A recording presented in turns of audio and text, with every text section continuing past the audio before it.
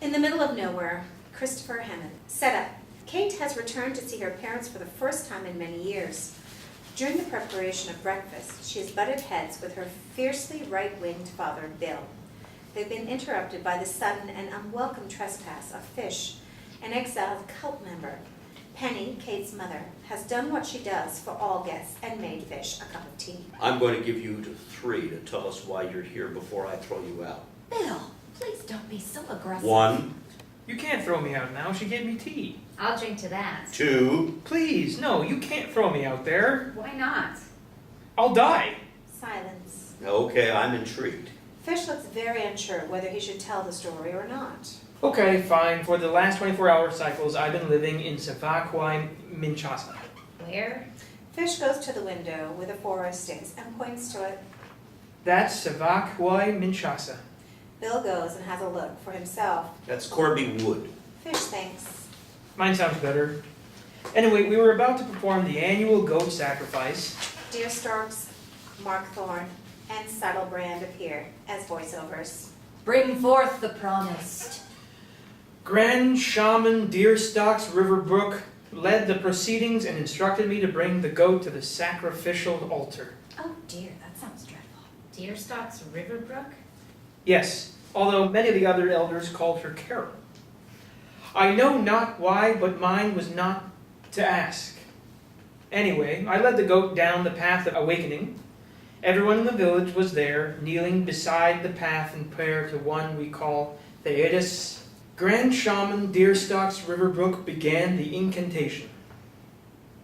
Oh, This was gracious the Lord only, Theodis, the second time one I'd been who chosen gives to us breath perform and the fever, ritual, the but I'd one watched who it many shows us more right times than and that. grants us My continued task was a health, simple the one: who deliver the keeps goat us to the from altar, harm and makes and then to music take with my the place wind. at the We side of the praise your path with the magnificence others. and Then savor I, your love. don't know We are why, thankful I thought for entered my grace head, and humble a before devil your thought, infinite the worst wisdom. possible We thought. present I tried to you ignore it, with but faith it and wouldn't go sacrifice away. to you, It life whispered of to me, one it nagged from me, and it which wouldn't go we away. draw It your was livelihood shouting and at me, continue to and I was bless doing us. everything in my power to Let make it us stop. swim But it in wouldn't your stop, light. and eventually my will broke, and I shouted, "Wait!"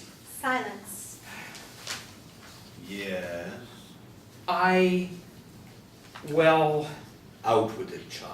I was just thinking, are we sure that killing a goat each year is linked to our good health and the success of our crops? Only I think it would be a good idea to have some years where we kill a goat and some years where we don't, and see if the years that follow are different from each other. What would make it even better would be if... Silence! Enough of this heresy.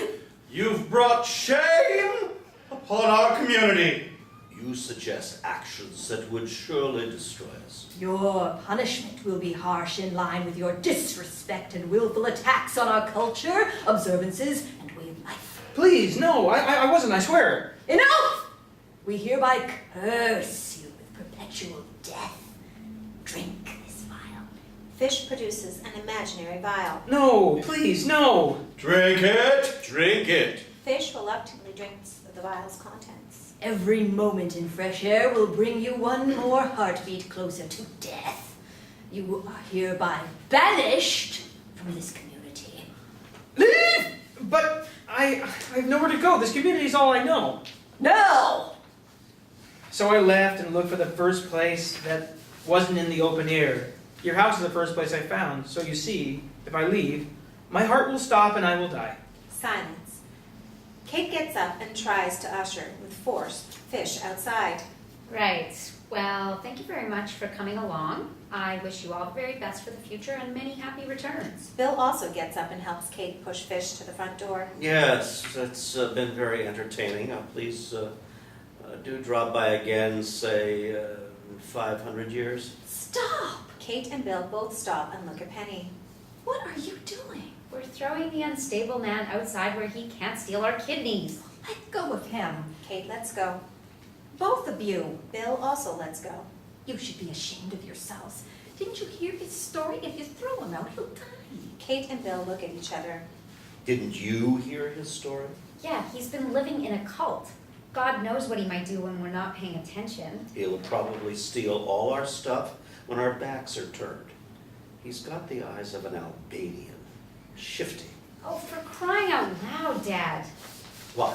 You can't make comments like that. It's racist. Oh, so now the Albanians are off the table? They all are. In exceptional circumstances, you can stereotype the Americans and the French, but that's it. Not even the Germans? Only in relation to their efficiency and genre-defining brand of house music. Nothing about war.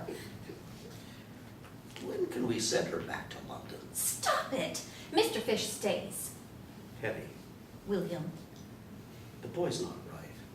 We're not safe with him. He's delusional. We're not responsible for him. He thinks he'll die if he spends too long outside. And how do you know he won't? Because it's ridiculous. It is ridiculous. Why is it ridiculous? You go back 400 years and saying the earth revolves around the sun is ridiculous. Another 200 years and saying the earth is round is ridiculous. The earth is round? The point is, ridiculous is just a matter of perspective. Mr. Fish believes he will die if he goes outside, and your first reaction is to put him outside? For our safety. Nonsense. Look at him. He's half scared to death. Have compassion, won't you? Both of you?